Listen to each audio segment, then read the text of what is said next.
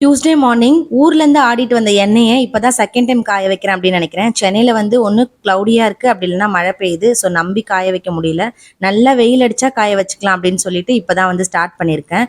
இந்த மாதிரி ஒரு ஒயிட் கிளாத் வச்சு நல்லா சுற்றி கட்டி விட்டுட்டோம்னா நல்லா சூப்பராக வந்து எண்ணெய் நல்லா சூடாயிடும். அந்த பாத்திரம் சுடுற அளவுக்கு நல்லா சூடாயிடும்.